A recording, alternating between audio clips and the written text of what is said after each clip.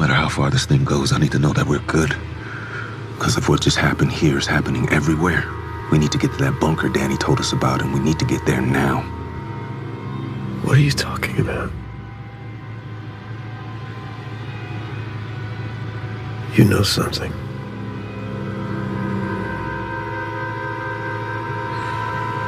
I had a sneaking suspicion, but I wanted more information first. All the signs were there, sure, but I didn't want to scare anyone. You'd have called me crazy because it is crazy. It would have made more sense if we were on the brink of an all-out invasion. But this... I didn't think we'd actually let something like this happen. I thought we were smarter than that. What happened? Because my primary client works in the defense sector, I spent a lot of time studying the cost-benefit analysis of military campaigns. There was one program in particular that terrified my client the most. A simple 3-stage maneuver that could topple a country's government from within. First stage was isolation. Disable their communication and transportation. Make the target as deaf, dumb, and paralyzed as possible, setting them up for the second stage. Synchronized chaos. Terrorize them with covert attacks and misinformation. Overwhelming their defense capabilities, leaving their weapon systems vulnerable to extremists in their own military. Without a clear enemy or motive, people would start turning on each other. Done successfully, the third stage would happen on its own. What's the third stage? A coup d'etat. Civil war. Collapse.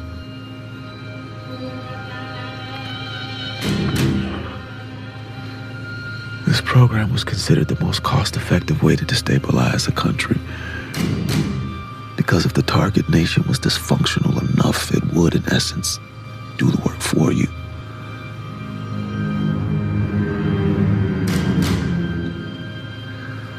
Whoever started this wants us to finish it.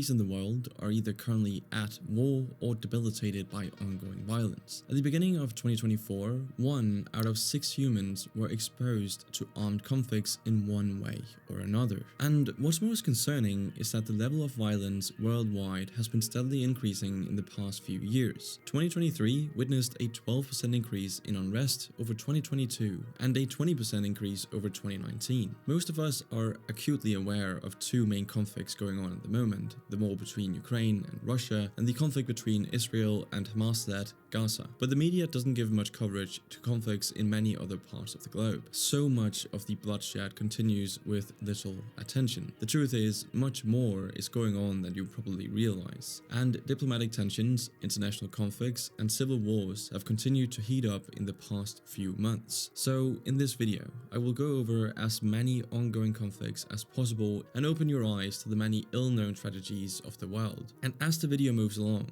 I will share less and less known wars that the media fails to cover. So, arguably, the third most well-known conflict is the one between Armenia and Azerbaijan over the Nagorno-Karabakh region. Since the days of the Soviet Union, which both countries were a part of, Russia has long acted as the mediator between these two small countries. But with Russia's attention now elsewhere, the delicate balance has been upended. Despite US efforts to mediate in June of last year, the self-proclaimed Republic of Artsakh ruled the Armenian-majority enclave of Nagorno-Karabakh since the 1990s, which, as you can see, is completely surrounded by Azerbaijan. Russian peacekeepers had protected the Lashin corridor, a vital route for supplies like food and medicine flowing from Armenia, but after they left, Azerbaijan took advantage and blockaded the corridor in December 2022, causing severe shortages. Azerbaijan is launching military action in the Nagorno-Karabakh region. On September 19th, 2023, Azerbaijan sent as many as 100,000 troops to invade the Nagorno-Karabakh region.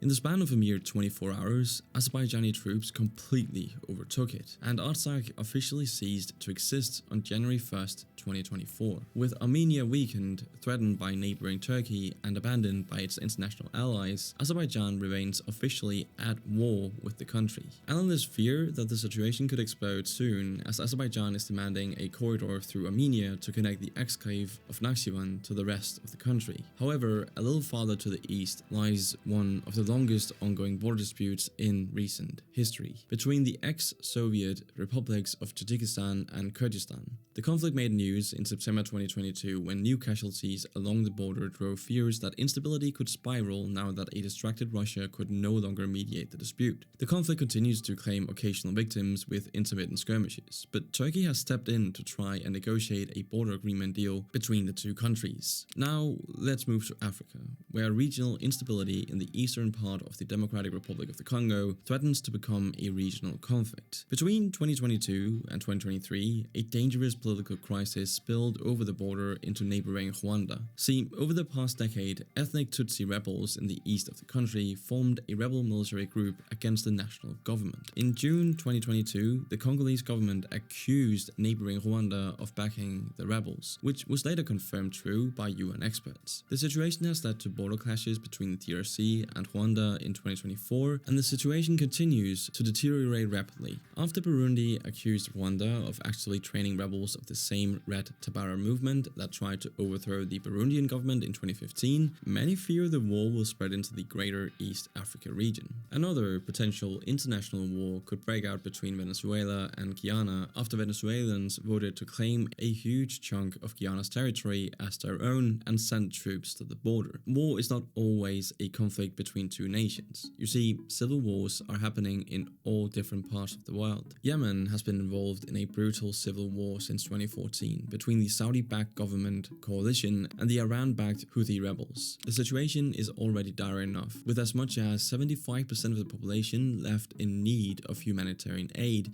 and close to half of Yemen's population currently facing the risk of starvation due to the ongoing conflict. Right now, the country is sparsely controlled by a handful of different factions. Beyond the Houthi rebels controlling the capital Sana'a and the area surrounded, and the official government controlling much of the eastern side of the country, jihadist groups are taking advantage of local dire situations here and there. In addition to them, the STC, otherwise known as the Southern Transitional Council movement, is profiting from support by the UAE to seize control over the southern portion of the country to claim its independence, pretty much like Yemen was split before it united in 1990. Yemen's civil war has yet again made the news, as the Houthis have been firing rockets across the Middle East against Israel in retaliation for the military operations against Hamas, which is part of the same Shia Muslim coalition supported by Iran elsewhere in the region. This is contributing to disruptions to global trade in the focal point of the Bab el-Mandeb Strait, forcing cargo ships around Africa to deliver goods to Europe. In response, Western forces like the US and UK have summoned attacks on the Houthi military targets. Another civil war carries on in Myanmar, where the military junta returned to power in a brutal coup in 2021. The situation heated up in October 2023 when different rebel factions brokered a deal to unite against the military government in a joint offensive operation that has now displaced more than 350,000 people from their homes. Moving back to Africa, the small country of Cameroon has also suffered a civil war since 2016, when separatists from the Ambazonia region declared their independence. See, Cameroon was once split into a French and British colony. The result is that the Ambazonia region is English-speaking, while the rest of the country speaks French. This crisis is called the Anglophone War, as the English-speaking minority fights against the wealthier and more powerful Francophone majority. Elsewhere on the continent, Sudan is being torn apart by civil war, where military factions ripped open old wounds when they staged a coup in 2021. The UN is seriously concerned about the stability of the country, as millions of people have been displaced to refugee camps, and growing clashes threaten to spill over into South Sudan, which gained its independence from Sudan in 2011. Perhaps one of the worst situations in Africa is currently in Ethiopia's Tigray region. Already one of the poorest areas of the country, Tigray is scarred by past conflicts that led to the independence of Eritrea in the 1990s. The war with Eritrea left a strong Ethiopian military presence in the Tigray region, which is home to the Tigrayan people who have long enjoyed a degree of autonomy. However, the tide changed in 2021 when the current Prime Minister Abiy Ahmed's Prosperity Party gained a large majority in the Ethiopian parliament and called for more centralization of power. Tigray's subsequent rebellion has been severely repressed, pushing 3.5 million people, or more than half of its entire population, to the brink of starvation. Tensions had already come to a boiling point in November 2020 when the Ethiopian Federal Forces invaded the Tigray capital, Mekelle. They installed an interim governor after the previous administration authorized new parliamentary elections despite a ban by Prime Minister Abiy due to the pandemic. More recently, Abiy Ahmed has decided to divert international attention from Tigray by threatening neighboring Eritrea just 6 years after the last standing peace deal between the two countries, which had earned him a Nobel Peace Prize. The issue at hand is Eritrea's independence made Ethiopia a landlocked country, denying it access to the global trade opportunities of the Red Sea. Ethiopia is now threatening to regain sea access by force. For the time being, Ethiopia is seeking to establish a port in neighboring Somaliland, a de facto independent region of Somalia. If this idea is successful, war could spread to the entire Horn of Africa and beyond, as Ethiopia's promise to formally recognize and protect Somaliland in return for the deal is unfortunately quite long, so we will quickly mention the recent coups in Niger, Gabon, Burkina Faso, Sierra Leone, and Mali. There is reasonable suspicion that Russia is behind some of these geopolitical shifts of power in Africa, or that they are at least taking advantage of ongoing tensions between several African countries and France. Western neglect and lack of involvement in the region has paved the way for terrorist or nationalist groups to overthrow pro-Western governments or long-established dictatorships. The disappearance of the Russia-backed Wagner mercenary group has opened the door to other influences in the Sahel region,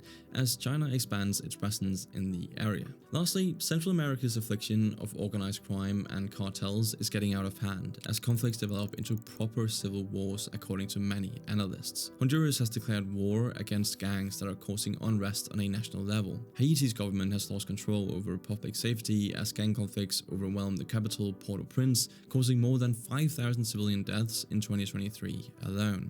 The UN has declared an emergency and will be sending troops to keep the peace. Similarly, Mexico's long-standing problem with drug cartels is reaching a point of no return, which pushed President Joe Biden to temporarily send 1,500 troops to patrol the US border and tackle the resulting migrant crisis. As a result, Mexico has been labeled the fourth most violent country in the world, despite formally not being part of any war. On the other side of the region, drug cartels have been reportedly funding civil unrest and gang movements in Ecuador, effectively crippling the central government's stability and capacity to maintain order in some regions. The one bright spot in the region is El Salvador, where President Bukele seems to have fixed the country's unbelievably horrible gang problem with authoritarian measures like throwing anyone suspected of gang membership in jail.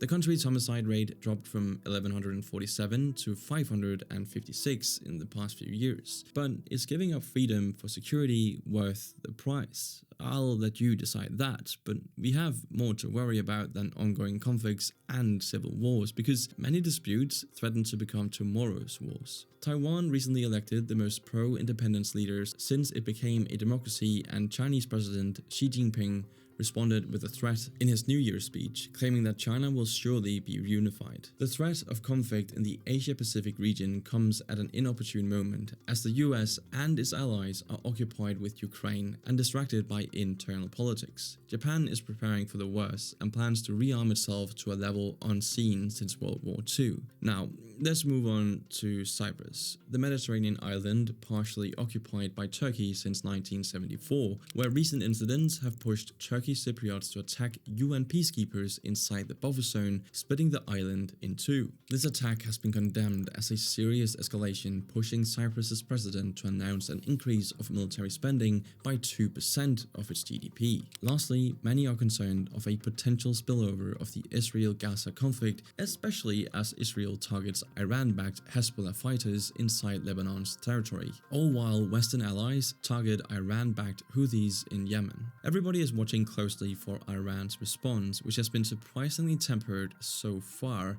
except for a surprise ballistic attack in Erbil, Iraq. Erbil, the capital of Iraq's autonomous Kurdish region, is home to both a US consulate and an alleged Israeli spy base, but the chances that major Middle Eastern players like Iran will enter the conflict are heightened by recent crises at its eastern borders. 2023 ended with Iranian border forces skirmishing with the Afghani Taliban over border disputes. After the New Year's, Iran and Pakistan started attacking each other's border provinces with ballistic missiles in a worrying sudden act of hostility. The conflict seems to have been resolved for now, as the aim on both sides was to attack groups acting in both countries towards the independence of the cross-border region of Balochistan. Still, tensions remain high as neither Pakistan nor Iran wants to appear weak or accommodating in such a tense period for geopolitical relations.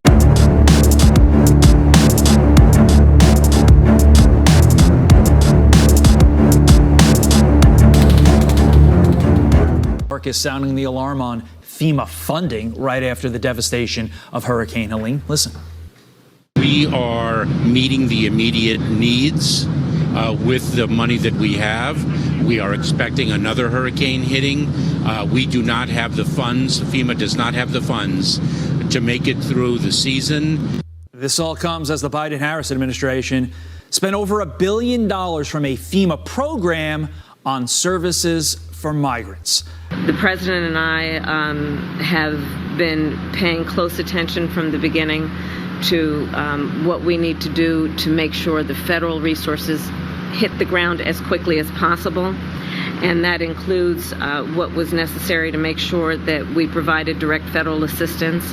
And that work has been happening. I want to thank the governor for his leadership and his close coordination with the federal government, with our administration, and I want to thank the local leaders for together creating a task force-like response, knowing that we are at our best when we work together and coordinate resources, coordinate our communications to the maximum effect for the community that has been impacted. And the federal relief and assistance that we have been providing has included FEMA providing $750 for folks who need immediate needs being met, such as food, baby formula, and the like. And you can apply now for anyone who's watching this who has been affected. There are FEMA personnel who are going door to door to interact personally with folks, especially those who do not have electricity. But also that aid, if you have electricity, can be applied for online. No hizo esto, mátelo. Era la orden que daba yo. Y si no lo hacía, se morían ellos. The prisons are governed by criminal gangs led by a pran, or kingpin, who strictly enforces the thug code by which all prisoners must abide, or they will be shot in various body parts. It's too dangerous for Venezuelan troops to enter, so they patrol the perimeter and train their rifles on any inmate who tries to leave. Los guardias nunca pasan por adentro. Nosotros entramos, pero además hasta son leyes allá. Uno quiere respetar el espacio, bueno. The prisoners have formed functional, independent societies with open-air bazaars offering everything from Coca-Cola to cocaine. Several days a week, they welcome their girlfriends, wives, children, and extended families for visits, birthday parties, and even festivals.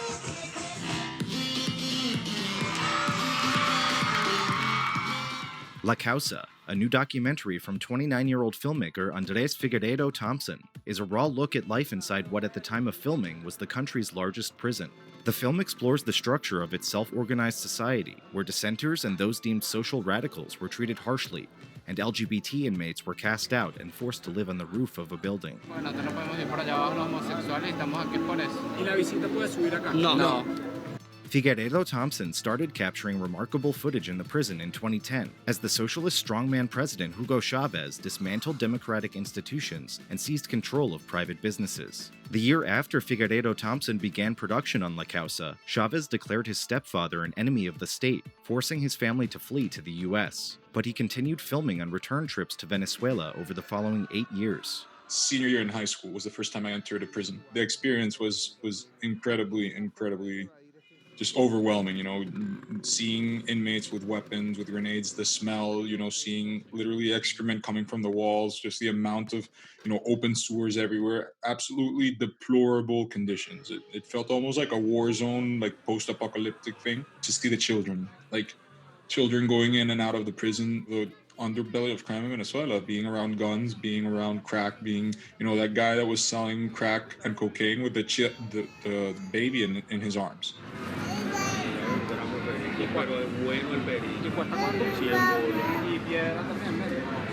Most of Haiti was protesting against their government. The anger was against this man, Jovenel Moïse. He was then the president of the country. On November 13, the focus was on the capital, Port-au-Prince. Right next to the parliament, there's a famous slum. It's called La Saline. Around 4 in the afternoon, a police truck arrived there. The locals did not know why. Maybe the cops were trying to end the gang wars. If so, it was good news for them. But what happened next was blood-curdling. The men went on a shooting spree. They knocked on doors, dragged people out, and shot them, all in broad daylight. Members, not criminals, ordinary civilians. They were killed. In the next few days, that number went up to 71. Around 7 women were raped, and 400 houses were gutted. It's still not clear why this happened. Some say the police were actually gangs in fake uniforms. Others say the cops joined hands with the gangs. The question is why? Possibly to deter protests in La Saline. But either way, one thing is clear. The La Saline massacre was not a one-off. Last year, 5,000 Haitians died in street violence. Gangs have overrun the capital and the government is nowhere to be seen. But how did things get so bad? Why are Haitian gangs so powerful? Time for a flashback.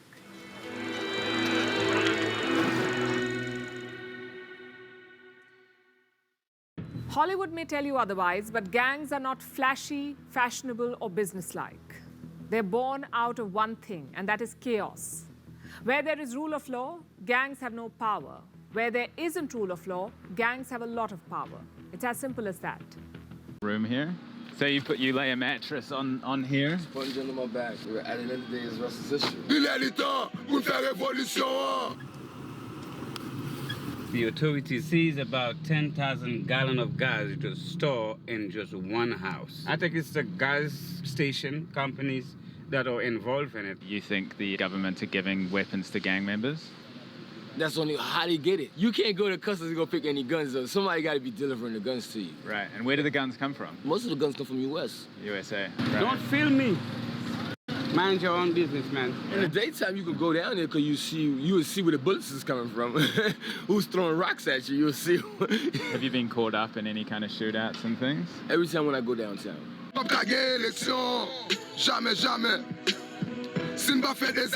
Would you like foreign intervention? Yes, we would like another country to come help us, but not the way America is doing us. And what is the way that they're doing it?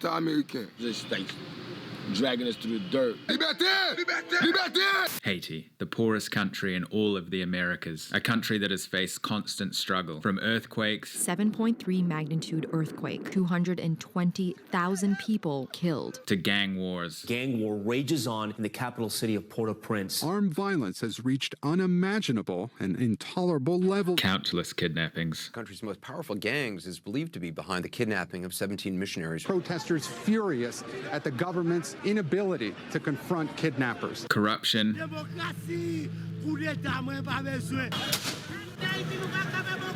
And untold poverty. These are amongst the poorest people in the world. With an average salary of less than $3.50 a day. The situation has become so desperate that there is currently a mass exodus from the country. 200 migrants stopped at sea. More than a dozen Haitian migrants are dead after the boat they were on capsized. Millions of people fleeing, risking their lives for the chance of a better one. So what is this notoriously dangerous country like on the ground? Well, I guess we'll just have to jump on a plane if we want the answer to that one.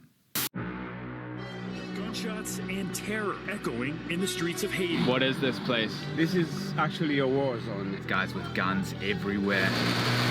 These are some of the roughest streets I've ever seen. And they said they're gonna arrest you. Well, I guess I'm going to a Haitian prison right now.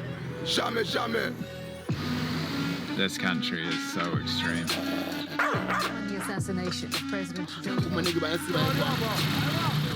The furthest I've ever been pushed on any of my trips.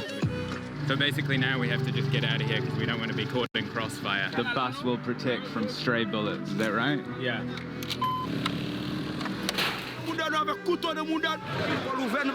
it's not free at all. We saw a kidnapping, so we have to wait behind this wall until the shooting stops. Killed by the gun will die by the gun. For we are opposed around the world by a monolithic and ruthless conspiracy that relies primarily on covert means for expanding its sphere of influence, on infiltration instead of invasion, on subversion instead of elections, on intimidation instead of free choice, on guerrillas by night instead of armies by day. It is a system which has conscripted vast human and material resources into the building of a tightly knit, highly efficient machine that combines military, diplomatic, intelligence, economic, scientific, and political operations. Maintain humanity under 500 million in perpetual balance with nature. That is the very first of the 10 commandments that were constructed under a veil of mystery 9 miles north of Elberton, Georgia. They have been called the American Stonehenge, the 10 commandments of the Antichrist, the Georgia Guidestones, or the 10 commandments for the apocalypse. Where did they come from? Who built them? And why? Let's try to figure it out together in this episode of Vivid Crackle. Standing nearly 20 feet tall, the Guidestones are 119 intimidating tons of solid granite. A few feet west of the monument is a tablet that was set level with the ground, which gives some further explanation of the monument itself. It explains how to utilize the Guidestones and their astronomical features and alignment. The explanatory tablet also gives a cryptic message, declaring that a time capsule was buried 6 feet beneath it, and that it should only be opened on a date that was never even engraved into the stone. But why? Before we get into the history of the Georgia Guidestones. Let's look at what the 10 Commandments for the Apocalypse are, or as the Guidestones themselves refer to them, the 10 guiding thoughts. Maintain humanity under 500 million in perpetual balance with nature. Guide reproduction wisely, improving fitness and diversity. Unite humanity with a living new language. Rule passion, faith, tradition, and all things with tempered reason. Protect people and nation with fair laws and just courts. Let all nations rule internally, resolving external disputes in a world court. Avoid petty laws and useless officials. Balance personal rights with social duties. Prize truth, beauty, love, seeking harmony with the infinite. Be not a cancer on the earth. Leave room for nature. Leave room for nature. They are written in 8 languages, although often mistakenly thought to be the 8 most commonly spoken languages in the world. That, however, is not the case. In reality, Hebrew and Swahili, which are 2 of the 8, are not even found in the top 50 languages. These 10 guiding thoughts tell us quite a bit about the designer. While some of these are perfectly good, like improving fitness and diversity, prizing truth, maintaining fair laws and just courts, there are some questionable thoughts in here as well. Promoting eugenics, population control, would require genocide or a worldwide catastrophe, and uniting humanity under a single language would wipe out individual cultures, as has been seen countless times throughout history. Avoiding petty laws makes sense, but useless officials is questionable because what a useless official is would be very subjective. It also makes one wonder what kind of person or people would assume they have such depth of wisdom that they have all the answers for humanity. Conspiracy theories abound. Was it the New World Order, the Masons, the Illuminati, a Luciferian secret society, according to one conspiracy theorist? This is especially underscored by the fact that some of the Guidestones themselves say that they are meant to be as guides for a coming age of reason. The fact that they expect the world to have a population of 500 million people indicates that these are meant to be the 10 commandments for the apocalypse, or a post-apocalyptic world. But enough of the story has come to light over the years that we can put some of the pieces together, and then you can decide what you think and tell us about it in the comments at the end of this video. In June of 1979, a well-dressed man using the name Robert C. Christian showed up at the offices of Elberton Granite Finishing Company, a granite company owned by Joe H. Findley Sr. Robert Christian told Findley that he wanted to hire him to build a monument on behalf of a small group of loyal Americans who believed in God. The mysterious man said that the monument would serve as a compass, a calendar, and a clock, and would need to be capable of withstanding a catastrophic event. He showed Findley his plans for this massive monument and said that he lived outside of Georgia and wanted to leave a message for future generations. Oddly, the measurements were in metric rather than using the United States imperial measurement system. When Joe Findley saw the plans and heard the explanation, he thought that Robert Christian was crazy. He said, "I was thinking, I've got a nut in here now. How am I going to get him out?" So in an attempt to dissuade Robert from moving forward with the project, he quoted a price that was several times higher than what the project should have actually cost, claiming that it would require extra resources and special consultants to build. Findley has never given the exact price, but he said that it was in the 6 figures range. When Robert Christian agreed to this outlandishly high price, Findley accepted the project. It was then that Robert Christian told the granite company owner that money would be transferred soon, and he left for the Granite City Bank, which is where he met Wyatt C. Martin, the owner of the bank. It was there that Robert Christian explained the project and told Wyatt that transfers from multiple banks would be coming for him to wire to the Elberton Granite Finishing Company. Wyatt legally could not accept these transfers without seeing some sort of legal identification. This was when Robert Christian revealed that he was in fact using a pseudonym. Robert told Wyatt, "I only use that name because I am a follower of the teachings of Jesus Christ," and that the people he represented were a small group of about half a dozen people that believed in God and country. Before allowing the bank president to see his identification, however, Robert insisted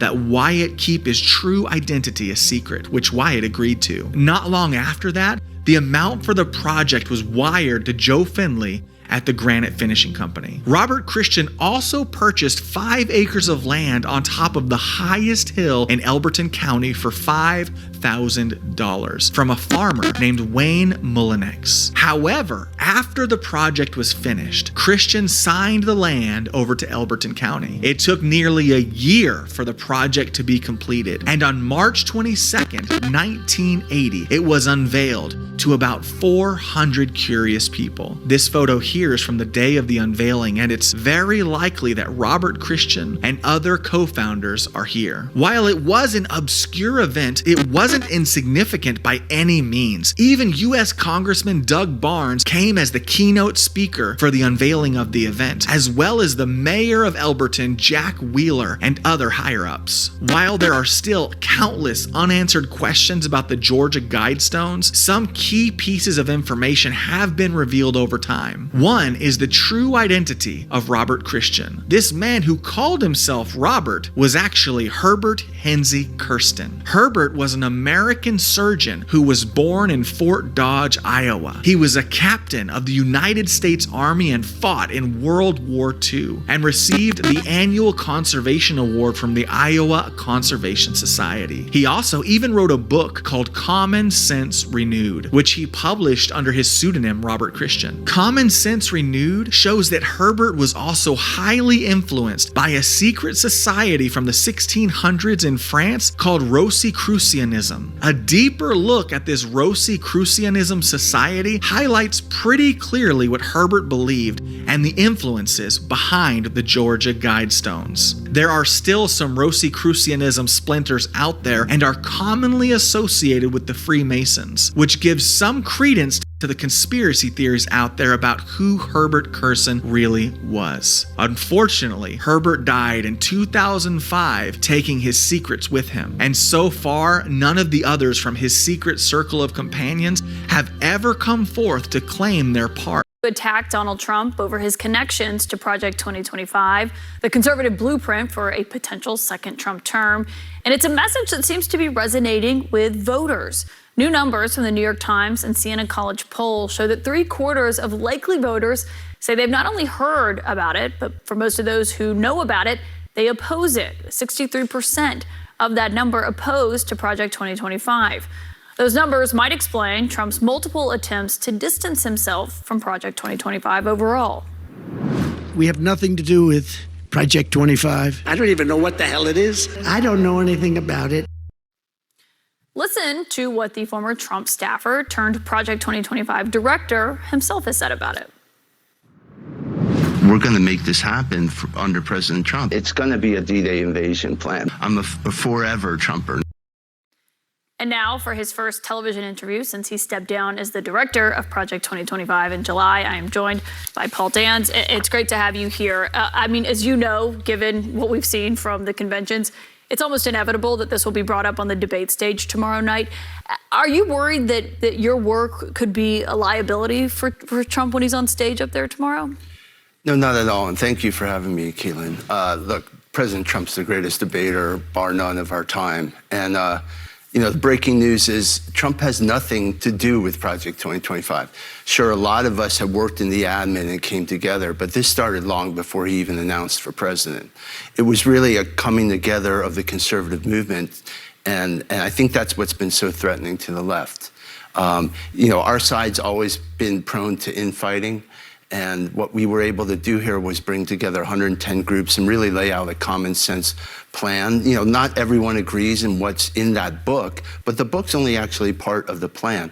And what we did was really invite people from all over the country to get back into their government. Well, I think that's why, I was reading through it again in recent days when people say Trump has nothing to do with it. I mean, you worked as the deputy chief of staff at the Office of Personnel and Management, a pretty significant office. 6 of his former cabinet secretaries helped collaborate or write on it. I mean, you look at it and it's full of names that people would recognize. Chris Miller, Peter Navarro, Johnny McEntee. And so some people say, okay, well, 140 of his staffers worked on it. How can you say that he has nothing to do with it? Well, he personally didn't have anything to do with it. Certainly a lot of folks, worked on it, came out of the Trump administration, but that's natural for any Republican administration. You're going to have the carryover for the next one.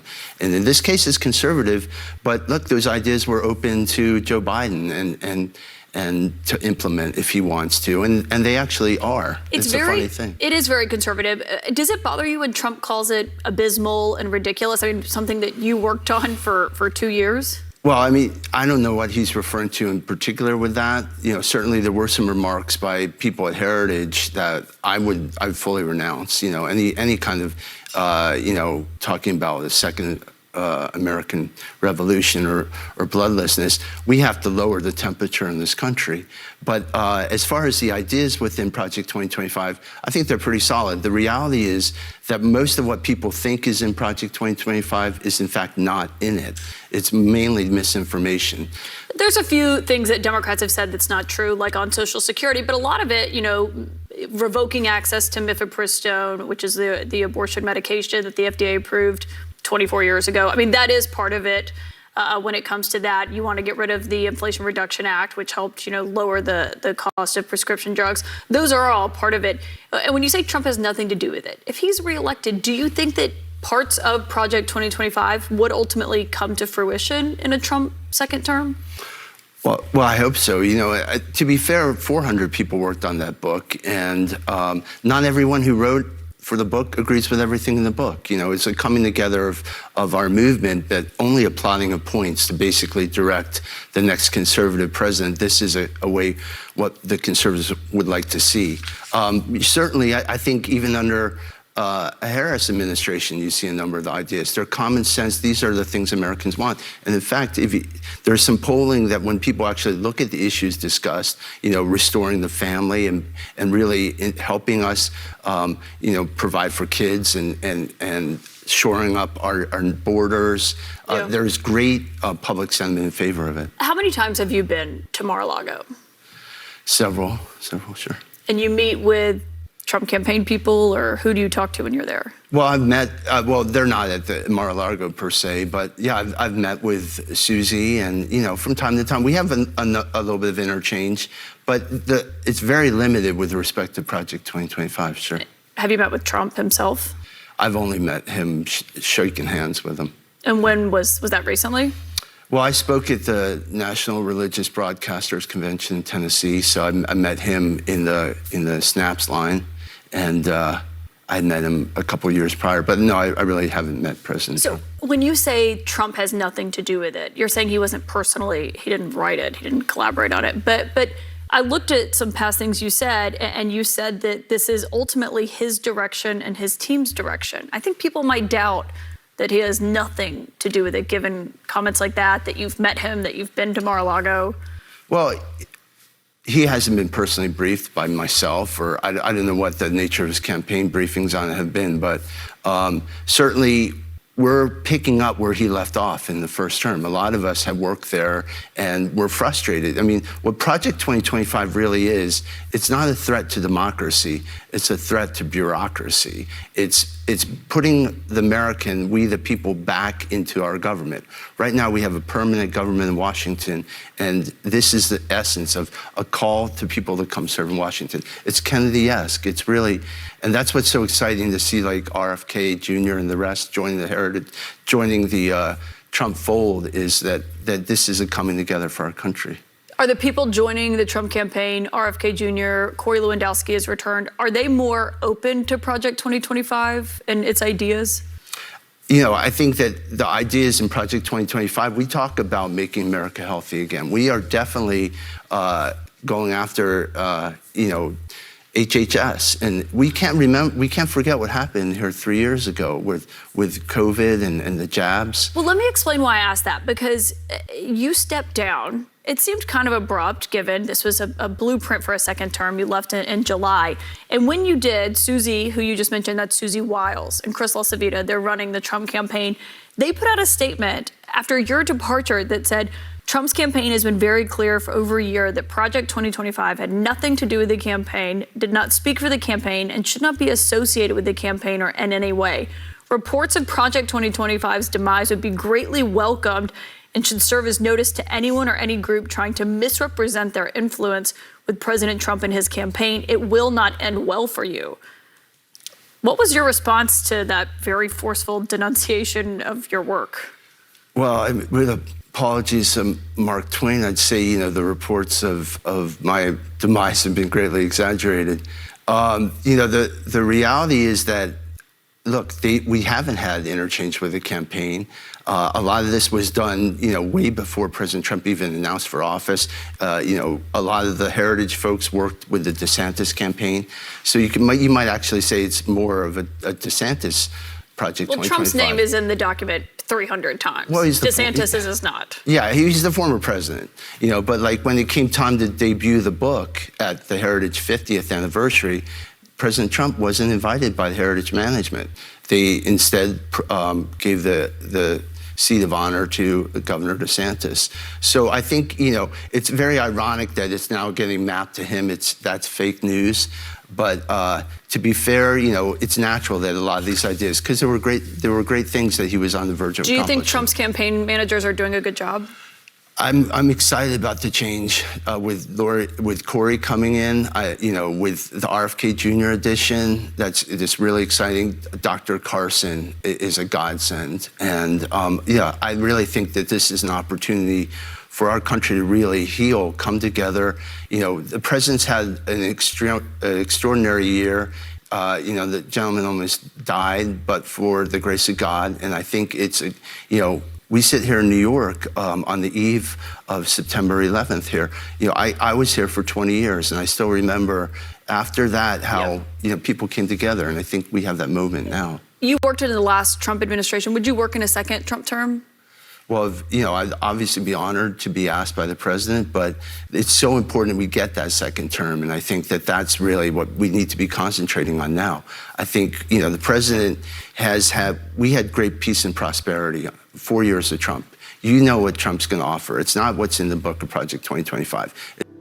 Project 2025, led by the Heritage Foundation, is a comprehensive initiative designed to prepare for a potential conservative administration starting in January 2025. It is structured around 4 main pillars: policy development, personnel recruitment, training, and strategic planning for the early days of the new administration. Here's a more detailed breakdown of each component. First, let's look at the policy agenda. The Conservative Promise is a detailed policy guide that provides specific recommendations for governing major federal agencies. The guide encompasses conservative solutions to various issues, including economic policies, healthcare, education, and national security. It is intended to serve as a blueprint for the next conservative administration, ensuring that key conservative values and strategies are implemented effectively from the outset. The second pillar is the personnel database. Project 2025 includes a comprehensive personnel database aimed at identifying and vetting potential appointees for various positions within the federal government. This database seeks to ensure that a future conservative administration has a pool of qualified, ideologically aligned individuals ready to fill key roles. The recruitment efforts span across different sectors and backgrounds, targeting experienced professionals who can execute the administration's agenda efficiently. The third part is the training through the Presidential Administration Academy. To prepare the identified personnel for their roles, Project 2025 has established the Presidential Administration Academy. This academy offers a range of training programs including workshops, seminars, online courses, and mentorship from former administration officials. The training is designed to equip future administrators with the necessary skills and knowledge to implement conservative policies effectively. Fourth is the 180-day playbook. The 180-day playbook is a strategic document outlining the immediate actions to be taken by the new administration within the first 180 days. This playbook is crafted to enable swift policy reversals and the implementation of conservative priorities, ensuring a smooth and impactful start. It includes specific actions for various departments and agencies, focusing on undoing the policies of the previous administration and setting the stage for long-term conservative governance. Now let's talk about the coalition and organizational structure. Project 2025 is supported by a coalition of over 100 conservative organizations, including think tanks, advocacy groups, and academic institutions. This broad coalition brings together diverse expertise and resources to support the project's goals. Notable participants include former officials from the Trump administration who contribute their experience and insights to the project. There are specific policy focus areas in Project 2025. Project 2025 proposes significant changes to federal policies on reproductive health. These include removing references to abortion from federal laws and regulations, reversing the approval of abortion pills, and defunding clinics that provide abortion or contraception services. The initiative also aims to reinstate the Comstock Act to ban mail-order abortions and reshape Medicaid to avoid funding reproductive health care services that include abortion. Another focus area is cultural and social issues. The project emphasizes the restoration of traditional family values and religious principles. This includes opposing policies perceived as supporting cultural Marxism and promoting a pro-life agenda. It advocates for policies that support the nuclear family, religious liberty, and traditional gender roles. There's also the leadership of Project 2025, which is directed by Paul Dans, a former chief of staff at the Office of Personnel Management during the Trump administration, with Spencer Sherteen serving as associate director. Both bring extensive experience from their previous roles in government, contributing to the strategic planning and execution of the project. So what are the criticisms of Project 2025? Project 2025 has sparked significant criticism from various sources. Critics argue that the project embodies a comprehensive plan to centralize executive power, erode democratic norms, and enforce a far-right agenda on American governance and society. Let's take a look at 5 specific criticisms in more detail. First is the centralization of executive power. One major criticism is that Project 2025 seeks to expand presidential control over the federal bureaucracy. The plan includes reviving the Schedule F classification, which would allow the president to replace thousands of civil service employees with political appointees loyal to the administration. Critics argue this would undermine the nonpartisan nature of the civil service and politicize federal agencies, making them tools of the executive branch rather than independent entities. Second is the attack on democratic institutions. Critics highlight that Project 2025's blueprint includes proposals to dismantle or weaken key democratic institutions. This includes plans to defund the Department of Justice and dismantle the FBI and other agencies that could act as checks on presidential power. Such moves are seen as efforts to undermine the rule of law and enable the executive branch to operate with little oversight or accountability. Third, the project also faces criticism for its potential use of government power to target political opponents and critics. There are fears that it would enable the executive to pursue legal action against political adversaries and critical media outlets, drawing parallels to authoritarian regimes where dissent is suppressed through state mechanisms. The fourth criticism is the social and cultural agenda. Project 2025's policy agenda includes strong positions on social issues, promoting conservative values that critics argue could roll back rights and protections for various groups. The document outlines plans to restrict LGBTQ+ rights, enforce strict anti-abortion measures, and integrate Christian nationalist principles into government policy. This agenda has raised concerns about the erosion of civil liberties and the imposition of a particular religious and ideological framework on the entire nation. Lastly is the environmental and climate policy rollbacks. The project's stance on environmental regulations is contentious. It proposes significant rollbacks of climate policies, which critics argue would have detrimental effects on efforts to combat climate change and protect the environment. This aspect of the plan is seen as catering to business interests at the expense of long-term ecological sustainability.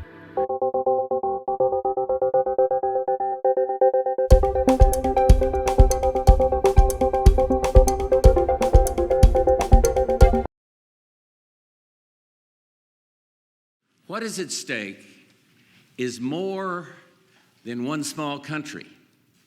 It is a big idea, a new world order, where diverse nations are drawn together in common cause to achieve the universal aspirations of mankind: peace and security, freedom, and the rule of law. In the 21st century anymore. It's actually over the next couple of decades. And so in here, you start to read what they have to say about what they're trying to do, and they'll say things that are very contradictory, that cannot exist side by side, and it's full of glittering generalities about eliminating poverty and sustaining the world, and on and on and on. And if you extend the lines on these things, it means total government control. Now, check your calendar. If you're watching this week, check your calendar to see what date it is, because the first part in the declaration, the introduction, number 1, says this: "We, the heads of state and government and high representatives, meeting at the United Nations headquarters in New York from 25 to 27 September 2015, as the organization celebrates its 70th anniversary, have decided today on new global sustainable development goals." Now, unless I'm mistaken, that's a month away. So they've got this all ready to go. All they're going to do is get together for wine, women, and song, and then issue this. Most of these people just do what they're told as heads of state, and they just pass on what their staff puts in their hand. And this is one of those cases. We are committed to achieving sustainable development in its 3 dimensions: economic, social, and environmental, in a balanced and integrated manner. So they want sustainable development in economics. Now figure that one out. If they control the situation so much they can control the economy, that is no longer freedom. That is no longer free enterprise. Social. In other words, they want to change society. And anybody's government is based on the society that put it together. If that society changes, then the government changes. And so Karl Marx knew, as I've said before on these broadcasts, he always called for a social revolution. He knew that society had to change in order to make communism, socialism successful. And then they talk about the environment. But a couple of other things that are in here, just as a just to fill you in. It says, it is guided by its purposes and principles of the Charter of the United Nations. It is grounded in the Universal Declaration of Human Rights, that sort of thing. So these declarations of human rights, as I pointed out in my book, International Merger by Foreign Entanglements, on page, for those of you who have a copy, on page 112, it says in these areas where they're giving these rights, in other words, our system is based on the idea that God gave us our rights. Therefore, nobody can legitimately take them away from us, particularly government. The UN and the way it's set up through its charter and its Universal Declaration says we give you the rights. We guarantee you these rights. And they say things like this. Freedom to manifest, everybody has the right, this is Article 18, by the way, of the Universal Declaration from the UN. Everyone shall have the right to freedom of thought, conscience, and religion. But then it asserts this: freedom to manifest one's religion or beliefs may be subject only to such limitations as are prescribed by law and are necessary. So the Bill of Rights of Congress says that Congress shall pass no law. These are your rights. They come from God. Congress may not interfere, period.